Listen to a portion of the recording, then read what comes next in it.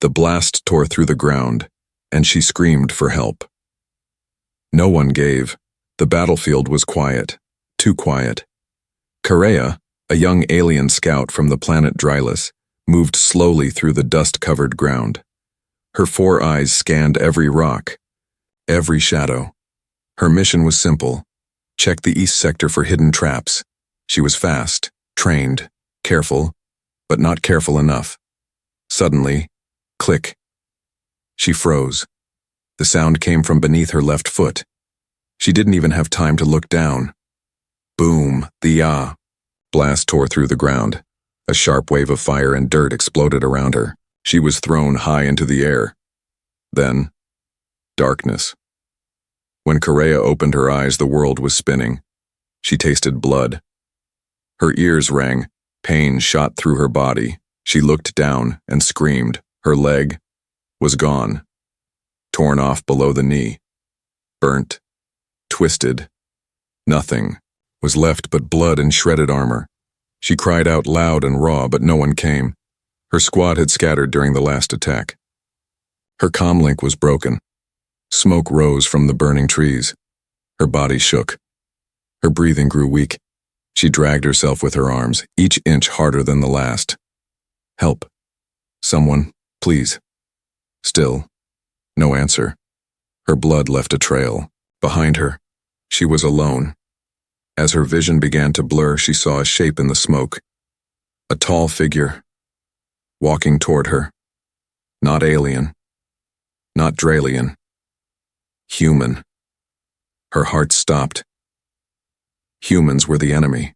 Her people had been told they were cold, heartless, cruel. She tried to pull herself away, but her body was too weak. The human knelt beside her, a man, older, wearing a medic patch on his sleeve. He didn't speak right away, just looked at her wound. Then, in a calm voice, he said, "You're not going to die today." She blinked, confused. Why wasn't he drawing a weapon? Why wasn't he finishing her off? He reached into his bag and pulled out something silver. A seal kit. Foam. Pain blockers. She flinched when he touched her leg stump. "I know it hurts," he said, "but I need to stop the bleeding." He worked fast, tied a tight band above the wound, sprayed sealant on the open skin, covered it with biofoam, then gently lifted her into his arms. She didn't fight. She couldn't. "I'm Mason," he said as he walked, holding her like she weighed nothing. "Medic, human, and right now, your best chance of surviving." She closed her eyes. She should have feared him, should have hated him, but instead, she felt warm, safe, like, for the first time since the war began, someone actually cared. She passed out in his arms, and as the smoke faded behind them, only one thing remained: a trail of blood, and a human who didn't walk away. He took one look at her wound and said, "You're not dying today." She woke to the smell of clean air, not smoke, not fire, not death. Correa's eyes opened slowly. The ceiling above her was soft white, smooth, artificial. There were no stars, no trees, no shattered battlefield, only soft beeping and silence. She moved her head. She was lying on a padded table, her leg still gone, but now wrapped carefully in white bandages that glowed with healing light. She tensed. Where was she? Captured? Experimented on? She tried to sit up, but strong hands gently held her down. "You're safe," a calm voice said. She turned her head, and there he was, the human, but not like the ones she was told about. No armor, no weapon, just simple clothes. And tired, kind eyes. "I'm Mason Reed," he said. "Medic. Volunteer. I found you near the crater." Correa blinked. "Why, am I still alive?" He gave a small smile. "Because I looked at your wound and said, 'You're not dying today.'" She stared at him, confused. "You are human," she whispered. He nodded. "Still am." She struggled to sit. "We are enemies. He shook his head slowly. Not in here. Not when someone's bleeding out in the dirt. Correa turned her head. There were other wounded, human and non-human, in beds nearby. No one looked at her with hate. No one mocked her. They were just healing. Mason pulled up a chair beside her. Your leg was destroyed by a pressure mine, he said, but the nerve systems are still responsive. She didn't understand every word, but she got the meaning. I cannot walk again. Mason smiled. That's not true. He reached under the table and pulled out a small black case. Inside it was a synthetic leg, metal, smooth, built for speed and balance. This was made for human soldiers, he said. But I can adjust it, fit it to your frame. She looked at it like it was magic, alien technology, hope. But why? She asked softly. Why help me? He leaned forward. Because you were alone, because you cried for help, because I didn't see an enemy. I saw someone in pain. Correa turned her face away, ashamed. I was taught your kind only destroy. Mason's voice was soft, and I was told your kind only lie. He placed the leg beside her bed. Maybe it's time we both stop listening to old voices. She closed her eyes, and for the first time in her life she felt something strange. Not fear, not anger, but something close to trust. Later that night, after he left her to rest, she reached out and touched the synthetic leg beside her. It felt cold at first, but slowly as her fingers moved across it, it didn't feel like a weapon. It felt like a second chance. She woke up in a human tent and found a synthetic leg waiting. The second time Correa woke up, she didn't panic. The pain in her leg was still there, but softer, quieter. Her body felt heavy, but her mind was clearer. She blinked and looked around. This was not a prison. It was a healing tent, and she was the only alien in it. Sunlight peeked through the thin fabric above her. Somewhere outside, she heard human voices, talking, working, laughing, not soldiers, not enemies, just people.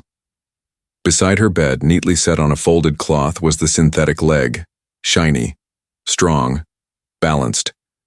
Her hand reached out and touched it. It didn't feel like a weapon now. It felt like a beginning. Suddenly, the curtain shifted. Mason Reed stepped, inside holding a data pad and a warm drink. He smiled when he saw her awake. Morning, he said. Sleep okay? She nodded slowly.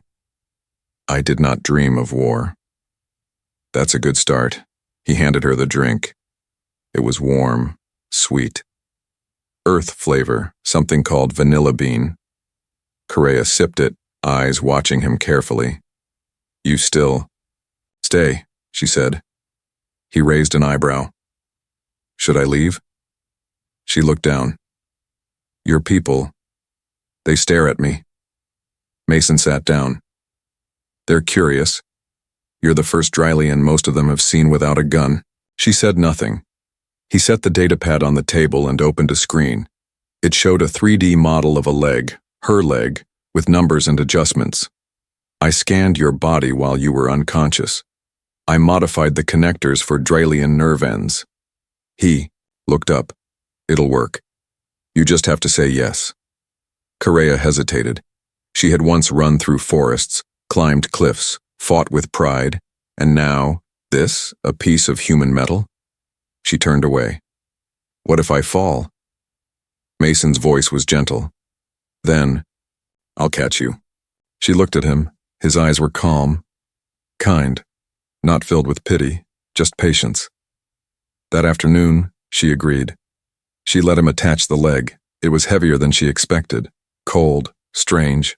Her nerves twitched as it clicked into place. Then she stood, shaking, trembling, and took her first step. It wasn't perfect. She wobbled, lost balance, almost fell. But Mason reached out and caught her, just like he promised. You're already walking, he said. She shook her head. Barely. But more than yesterday. That night, she sat quietly beside her bed, looking at the stars through a small window. The war still raged beyond this place. But here, for now, she had something she thought she'd never have again. Chance. And somewhere deep inside her chest, Correa felt something begin to grow. Not just strength, but hope.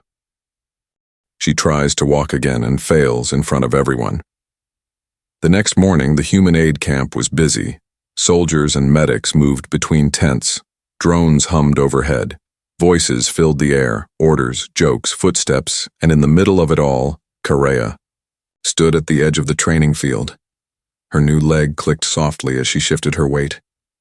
Mason stood beside her, holding a small support bar. "You don't have to do this today," he said gently. "I do," Correa replied. "If I wait, I will fear it more." He gave a slow nod. "Then I'm right here." She took a step. It felt heavy, off balance. Her alien muscles were not used to the strange angles, the strange pull of weight. She took another step, then another. But then, her foot twisted. Her body leaned too far. She lost control and fell. Hard dust flew up around her. She didn't cry out, but her face twisted with pain and frustration. She lay there, fists clenched in the dirt. Several nearby humans turned to watch. One or two whispered. Correa heard them. "She's trying to walk already. That's the alien girl, right?" She's stubborn. Their voices stung more than the fall. She pushed herself up, but her arms trembled. The pain in her leg returned like fire. "Why am I doing this? Why did I think I could walk again?" Mason knelt beside her, quiet. He didn't offer his hand. He waited. She looked at him. "I failed." He shook his head. "No. You fell," she growled. "Same thing." "No," he said. "Falling means you're trying. Failing is when you never try again." Correa's eyes met his. There was no pity in them, just belief. He stood and offered her, his hand not as a rescuer but as a partner. Slowly, Aiko, she took it. He helped her to her feet, not with strength, but with patience. The other humans turned away. Some smiled quietly. None laughed. Not anymore. Later that day, Mason adjusted the brace. "On her leg, you pushed too hard," he said. "Next time we slow down." She nodded. "But we try again?" He smiled. "Always." That night, as the stars returned to the sky, Correa sat beside the fire pit outside the tent. Her leg hurt. Her pride ached. But she stared at the flame with new eyes, because today she didn't just fall.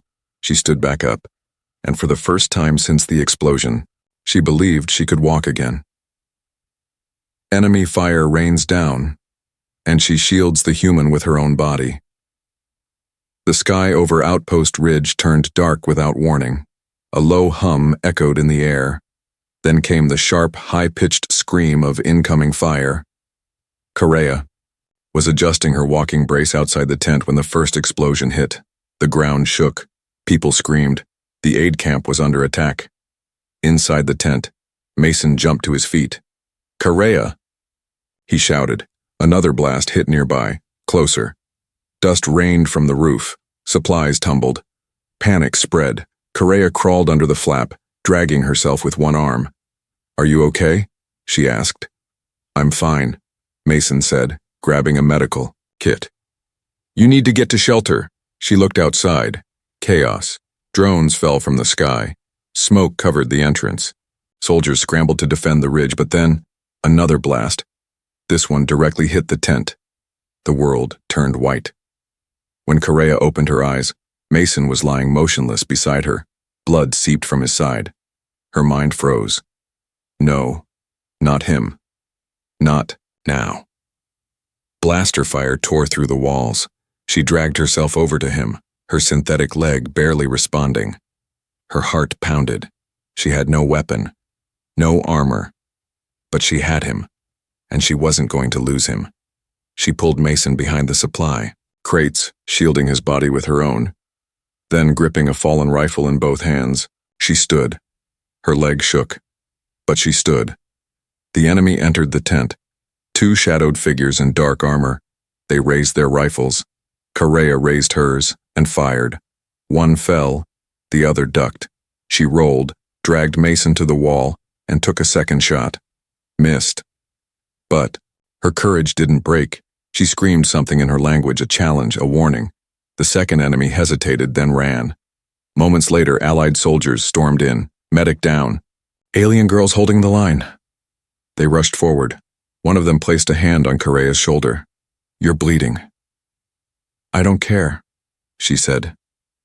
Help him. Minutes passed like hours.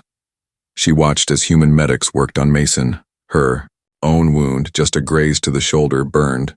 But she didn't flinch. She kept watching until they said it. He's stable. Her body shook. She finally let herself breathe. Finally let herself fall. Not from weakness, but from relief. Later that night, as Mason opened his eyes, Correa sat beside him. He smiled faintly. You're still here, he whispered. She leaned. Closer. You saved me first, she said. He reached for her hand. She took it. Firm. Warm. Alive. And in that silent moment, surrounded by the scars of battle, they both knew the truth. They weren't enemies anymore. They were something more. The general arrives and demands they be separated forever. The next morning, the smoke from the attack still lingered in the air. Camp workers cleaned debris. Medics moved between tents. Repairs had begun, but the tension had not left. Inside the main medical tent, Correa sat beside Mason's bed. He was recovering, slow but steady. His eyes opened now and then, smiling weakly when he saw her face. She never left his side. But peace never lasted long in war. The tent flap opened sharply, and in walked General Threx, a high-ranking Dralian officer, tall, cold, armored in black and silver. 3 Dralian guards followed him. He looked at Correa with hard eyes. You are Correa, daughter of the Eastern Flame. She stood slowly, back straight. Yes, General. I've seen the reports, he said. You fought beside a human, protected him, bled for him. I did, she replied calmly. His voice turned sharp. You broke alliance code. You abandoned your own. You bonded with a creature of the enemy. Correa didn't flinch. I bonded with the only one who didn't leave me to die. Gasps came from the guards. The general stepped forward. You are ordered to return to Dralian command immediately. The bond must be broken. Permanently. Mason stirred in his bed. Correa, he whispered. She looked down at him, then back, at the general. I will not go. Threx's voice dropped. If you stay, you will be cast out. No rank, no name, no home. Correa's chest rose and fell. Her eyes burned, but her voice didn't shake. Then I choose exile. Silence filled the tent. Even the guards looked uncertain. Threx stared at her, cold, unmoving. Then slowly, he turned and left. The flap closed. Correa stood there, breathing heavily. Her hands shook, but inside her chest, something felt light, free. Mason reached out his hand weakly. Did I just cause a diplomatic mess? She smiled softly. No. You reminded me who I am. She sat beside him again, laid her hand in his, and for the first time since her leg was taken, since her squad left her, since the mine changed her life, she felt whole again. She took her first step with a new leg and a new future beside, and the sun rose slowly over the quiet ridge. For the first time in weeks, there were no alarms, no drones, no orders shouted across the aid camp, only peace. And the soft sound of footsteps, new footsteps. Correa stood near the edge of the field, her body straight, her balance steady. The synthetic leg clicked once, then held firm. She took one step, then another. Beside her, Mason Reed walked with a cane, still recovering, but smiling with every breath. You're doing better than me, he joked. Correa looked at him, eyes calm, proud. I've had a good teacher. The other medics stopped to watch. Even a few Dralian soldiers, those who remained behind after General Threx's command, stood in quiet respect. None dared to challenge her now. She had made her choice, not for war, not for orders, but for life. Later, they sat near the fire pit where they first talked about walking again. Correa turned to Mason. "My people may not accept me anymore." He looked at her softly. "Then we'll build a new place together." She smiled, not the forced smile of a soldier, but the real one, born from pain, healing, and strength. "I never thought I'd find peace with a human," she said. He nodded. "And I never thought I'd fall for someone who could snap my arm with one tentacle." They both laughed. Behind them, a few officers approached. One held a datapad. "The human fleet has offered Correa protected refugee status," the officer said. Mason looked at her. "What do you want?" Correa took the pad, looked down at her, then up at the man who never gave up on her and said, "I want to walk forward with you." That evening she walked out of the camp on her own. No one stopped her. No one questioned her, because every step she took told the story. She had Ayuntu, survived the mine. She had chosen her healer, and now she had chosen her future.